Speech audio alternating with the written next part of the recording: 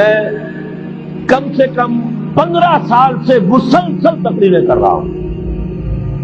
اتنی موٹی کتاب اردو میں منہج انقلاب نبوی موجود ہے. اس کے موضوع پر انگریزی میں کیسٹ، اردو میں cassette, video cassette, audio cassette, میری طرف سے مواد پورا موجود ہے. پہلا مرحلہ کیا ہے؟ غور سے سنیے، اس لیے کہ اس کے مخاطب اب آپ ہیں براہ راست ہر فرد. خلافت کا نظام قائم کرنا ہے تو پہلے اپنی ذات میں خلیفہ بنیے. اللہ نے آپ کو ایک جسم دیا ہے، زبان دی ہے، آنکھیں دی ہیں، کان دیے ہیں.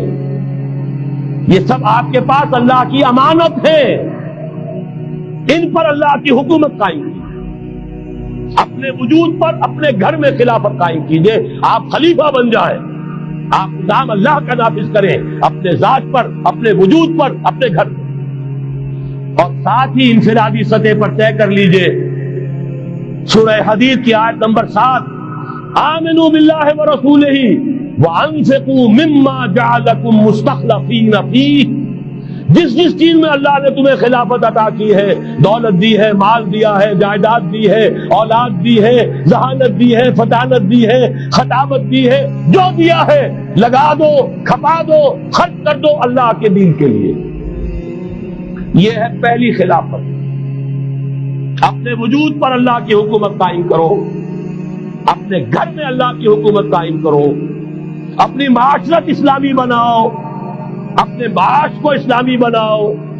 اور جو کچھ اللہ نے دیا ہے، جسم و جان کی توانائیاں ہو، صلاحیتیں ہو، قوتیں ہو، مال ہو، اولاد ہو، لگا دو، کھپا دو، صرف کر دو اللہ تعالیٰ کے دین کے غلبے کے لیے.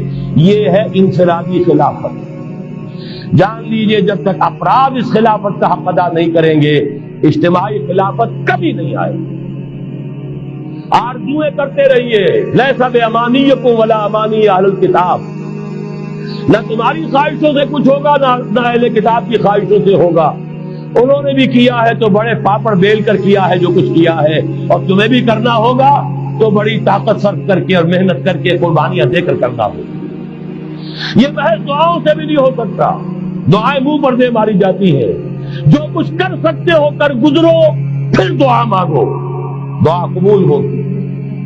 اگر یہ نہیں ہے تو دعا منہ پر دے ماری جائے. لہذا اگر کام کرنا ہے، تیسری بات، محض دعوت و تبلیغ اور نصیحت اور وعظ سے نہیں ہوگا. اگر محض دعوت اور تبلیغ اور تعلیم اور تربیت اور وعظ اور نصیحت سے ہو جاتا تو حضور صلی اللہ علیہ وسلم مسلمان تو کجا کسی کافر کے خون کا ایک قطرہ زمین پر نہ گرنے دیتے. آپ سے زیادہ رؤوف اور رحیم کون ہوگا؟ لیکن آپ نے بھی ہاتھ میں تلوار لی ہے. وانزلنا الحدید، ہم نے لوہا اتارا ہے. فیہ باس شدید، اس میں جنگ کی صلاحیت ہے. ومنافع للناس، لوگوں کے لیے اور فائدے بھی ہیں. توا پر آنکھ پھکنی، چمٹا بھی بنا لیتے ہو، لیکن اصل میں یہ ہے جنگ کے اسلحہ کے لیے. اور یہ تمہیں اس لیے دیا گیا وَلِيَعْلَمَ اللَّهُ مَن يَنصُرُهُ وَرُسُلَهُ بِالْغَيْبِ. کون ہے جو اس ہتھیار کو ہاتھ میں لے کر کھڑے ہو اور اللہ اور اس کے رسولوں کی مدد کرے. اللہ اور رسول کی مدد سے مراد کیا؟ اس کا نظام خلافت کا. تو محض دعوت و تبلیغ سے نہیں ہوگا، اور انتخابات سے تو بالکل نہیں ہوگا. یہ تو یوں سمجھیے کہ واقعہ یہ ہے کہ اگر آپ مجھ سے پوچھیں، سب سے بڑا صدمہ جو مجھے ہے، سب سے بڑا صدمہ وہ ان مذہبی جماعتوں کے کردار کی وجہ سے ہے جنہوں نے اس ملک میں آ کر سیاست کی کشاکش اور انتخابی سیاست کے اندر اپنا سارا وقت، ساری توانائیاں ضائع کی. کچھ حاصل نہیں ہوا. گھٹی میں ایسا پڑ گیا ہے، کچھ چسکے ایسے لگ گئے ہیں، کچھ وی آئی پی ٹریٹمنٹ. میں نے بھی 2 مہینے مزہ چکھا، اس لیے جانتا ہوں. اللہ تعالیٰ جو ہے اس طرح کے تجربات کرا دیتا ہے، ورنہ کیسے اندازہ ہو. وی آئی پی علیحدہ اتر رہے ہیں، آپ کے لیے گاڑی آپ کے بالکل دروازے پر کھڑی ہوئی ہے، سیڑھی سے اترے آپ، جہاز کے اور گاڑی موجود ہے. یہ ساری وی آئی پی ٹریٹمنٹ مل رہا ہے. اور یہ کوریڈورز آف پاور میں گھومنا پھرنا، ان جاگیرداروں کے ساتھ بیٹھنا، ان کے سے ولیمے کرنا، ان کے سے ٹھاٹ، ظاہر بات ہے ان کے ولیموں میں جائیں گے تو انہیں بھی بلائیں گے، ویسے ہی کرنے پڑیں گے. پھر لاکھوں کروڑوں آپ بھی خرچ کریں گے. یہ ساری لعنتیں جو آئی ہیں مذہبی جماعتوں کے اندر، یہ صرف اس انتخابی سیاست کی وجہ سے۔ میں بڑے صدمے سے عرض کر رہا ہوں، واقعہ یہ ہے میرے نزدیک اس ملک میں اسلام کے نہ آنے کا پہلا مجرم مسلم لیگ نہیں ہے، پہلی مجرم وہ جماعتیں ہیں جنہوں نے اپنا سارا وقت انتخابی سیاست میں اور اقتدار کی کشاکش میں صرف کر دیا۔ مسلم لیگ کا بہت بڑا احسان، قائد اعظم کا بہت بڑا احسان، انہوں نے آپ کو ملک لے دیا، اس سے زیادہ کا نہ ان کا دعویٰ تھا نہ ان سے توقع ہو سکتی تھی۔ پیر جماعت علی شاہ نے یہ کہا تھا، میں ان کے قول کا بہت بڑا قائل ہوں، ان کی ذہانت اور فطانت کا۔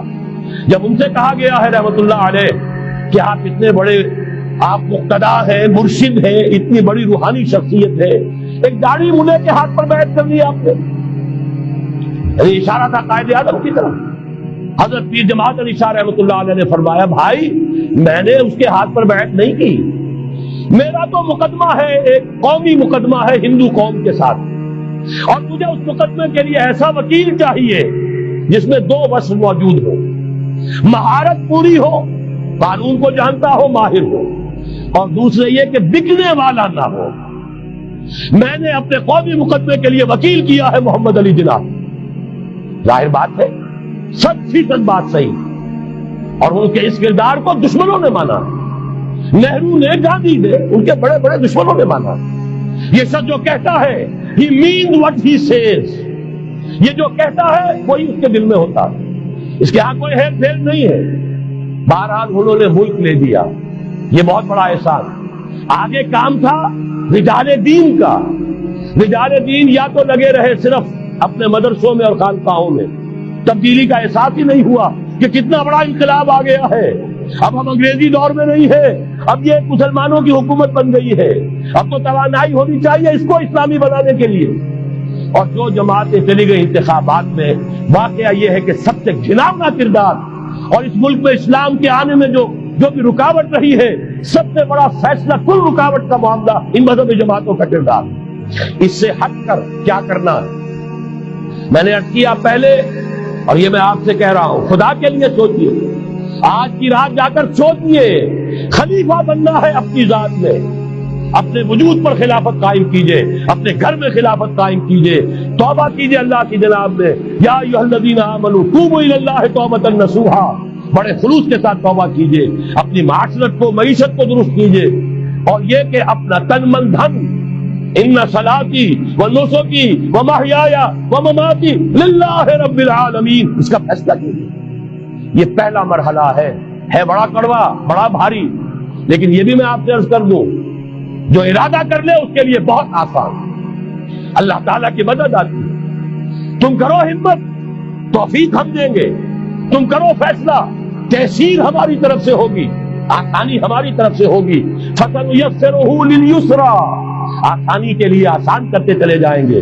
جو پہاڑ نظر آتے ہیں شروع میں، معلوم ہوتا ہے پہاڑ نہیں، ریت کے ٹیلے تھے، ہمارے قدموں تلے بکھر کر رہ گئے ہیں۔ کر کے دیکھیے، ارادہ کیجئے، عزم کیجئے، طے کیجئے، ان صلاتی و نسکی و محیای و مماتی للہ رب العالمین، اور میرے پاس جو کچھ ہے وہ میرے خدا کا، مجھے اسی کے لیے صرف اپنی زندگی کا تار برقرار رکھنے کے لیے جو ناگزیر ضرورت ہے وہ پوری کرو، باقی لگا دو، کھپا دو۔ آمنوا باللہ ورسولہ وانفقوا مما جعلکم مستخلفین فیہ، جس چیز میں خلافت دی ہے خرچ کرو۔